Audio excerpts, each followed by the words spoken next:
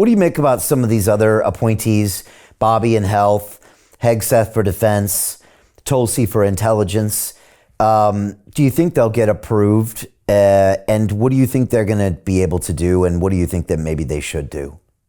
I don't know. There's a lot of options. There's a lot of levers that can be pulled.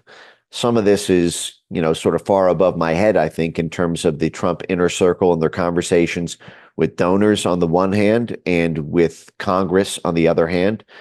An executive branch needs the support of a coalition within Congress, and Congress is far less MAGA on the Republican side than Trump's base of voters. In particular, our Senate Majority Leader now, John Thune, as we covered. So I don't know how much of the ongoing conversations are related to, the John Thune element at the Senate level. I always say, and Trump is not immune to this maxim, but you don't really vote for a president. You vote for the people the president owes favors to. And this is simply true of all U.S. politics. It's been true in some sense since George Washington. This is the nature of leadership and campaigns in our electoral system. And so I don't know what kind of favors Trump owes. I don't know how hard he will fight, how much political capital he will apply, what kind of leverage he will dip into in order to get some of those candidates sort of shoved in, how much he will fight for to a somewhat reasonable degree and then settle for someone else. All of this is, I think the fog of war on that is quite thick. I think that he is going to sincerely try. I just don't know what tricks they're going to pull in terms of holding up the nominations. Again, the fact that you have up to 9 senators who may form a block with Democrats to block some of these. Well, that's far more than I think it's a 53-47 block right now on the Republican side. Even with half of those 9, you can block a nominee. I know that there's talk about using recess appointments to try to end run that process. I think that there's going to be a number of legal obstructions that are going to be attempted to be thrown up to block that path. But, one of my open concerns remains what happens at the Secretary of State level. You mentioned Tulsi Gabbard, Pete Hegseth, Matt Gaetz. We don't know yet what's going to happen at the FBI level. That's going to be extremely telling. People are talking about Kash Patel on the one hand, which would be an unbelievable cleanup job at the FBI. Kash Patel has said publicly that his desire is to turn the J. Edgar Hoover building, the FBI headquarters, just 2 blocks from the Capitol building, to shut it down and turn it into a deep state museum. So you can imagine if he's made the head of the FBI, the shockwave and signal that will send to all of Washington and into the cloak and dagger black ops arm of the blob.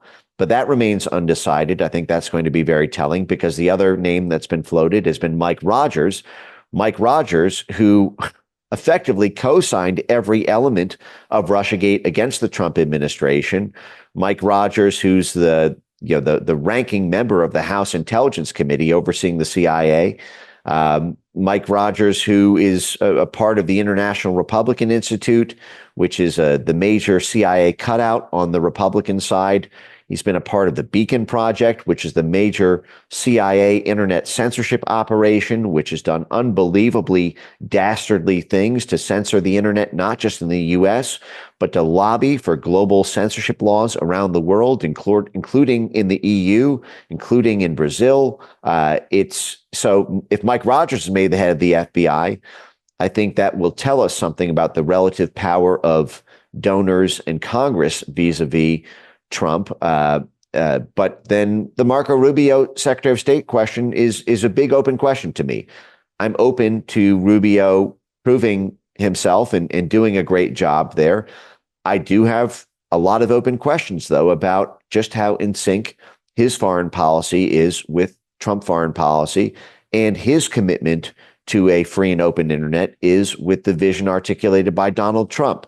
That's a whole separate question, which I'm not predicting it will be a major issue, but I have very serious concerns that it could be, and it could throw a monkey wrench in this whole thing and allow that shadow diplomacy to be carried out in quite a malevolent way.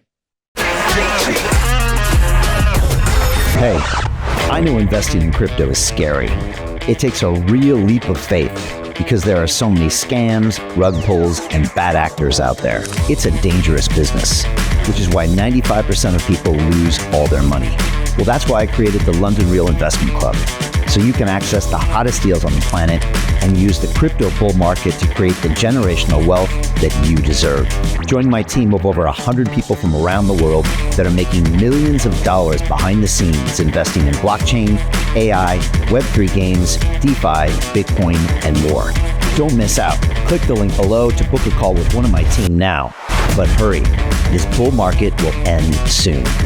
I know investing in crypto can be scary. That's why you gotta join the investment club. Pull the trigger. Let's do this.